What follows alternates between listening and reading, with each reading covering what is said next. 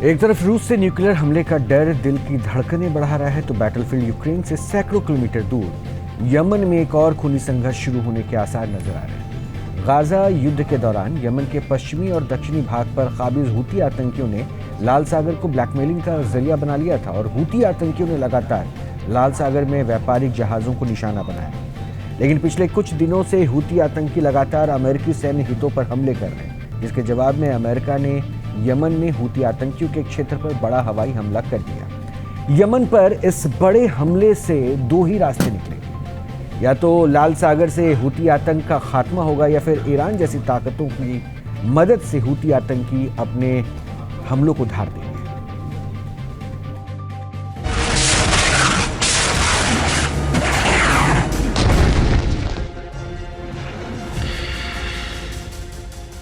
अंसार अल्लाह यानी हूती आतंकियों का वो गुट जिसने गाजा की हिमायत के लिए लाल सागर में व्यापार को बहुत मुश्किल बना दिया था।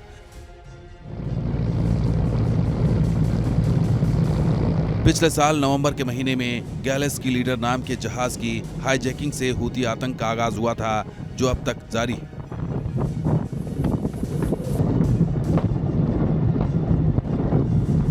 और इसी हूती आतंक के खिलाफ अमेरिका और ब्रिटेन ने खोल दिया है बारूदी मोर्चा।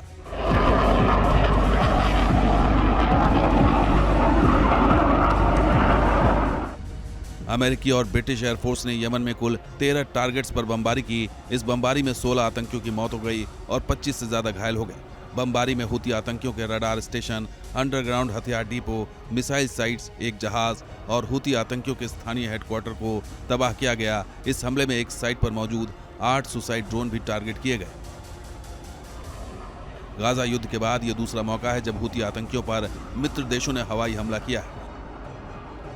लेकिन इस बार हमले का दायरा ज्यादा बड़ा था और इस बार न सिर्फ सैन्य संसाधन बल्कि हूती आतंकियों को भी सीधे तौर पर निशाना बनाया गया। We've always said that we will not hesitate, and I will not hesitate, to protect British interests abroad and at home.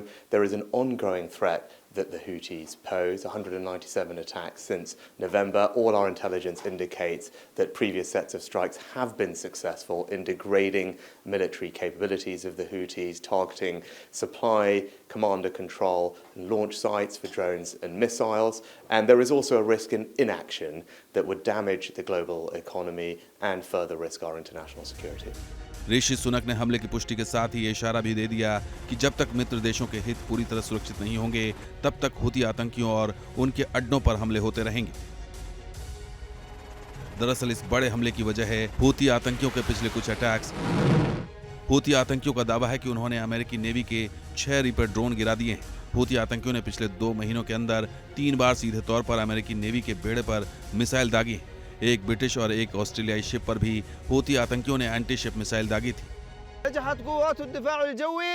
हमने एक बार फिर दुश्मनों को बड़ा नुकसान पहुंचाया है। हमने दक्षिण पूर्वी प्रांत मारिब में एक और अमेरिकी MQ-9 रिपर ड्रोन को मार गिराया है। इस हमले के लिए अंसार अल्लाह ने जरूरी हथियारों और संसाधनों का इस्तेमाल किया था। अब तक हम दुश्मन के 6 MQ-9 रिपर ड्रोन गिरा चुके हैं। इससे पहले अल बड़ाया में पिछला ड्रोन मार गिराया गया था। हूती आतंकियों ने गाजा युद्ध की शुरुआत से लेकर अब तक कुल 197 हमले किए हैं, लेकिन अमेरिकी ड्रोन्स पर हमले हर हद को पार कर गए थे।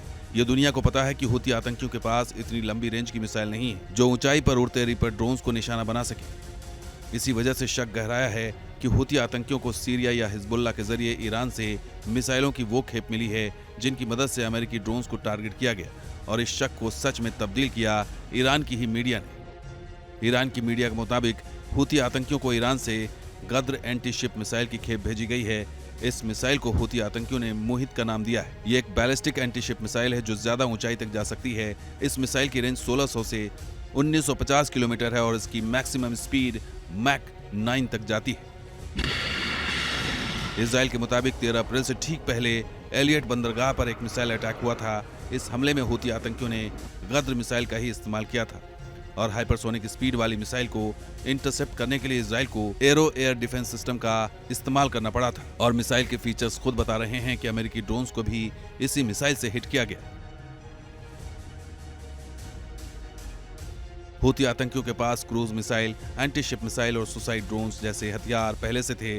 अब उनके तरकश में बैलिस्टिक मिसाइल भी है। शायद यही वजह है कि अमेरिका और ब्रिटेन ने हूती आतंकियों को निशाना बनाया ताकि उनकी ताकत इतनी न बढ़ जाए कि लाल सागर में व्यापार पर पूरी तरह से ब्रेक लग जाए।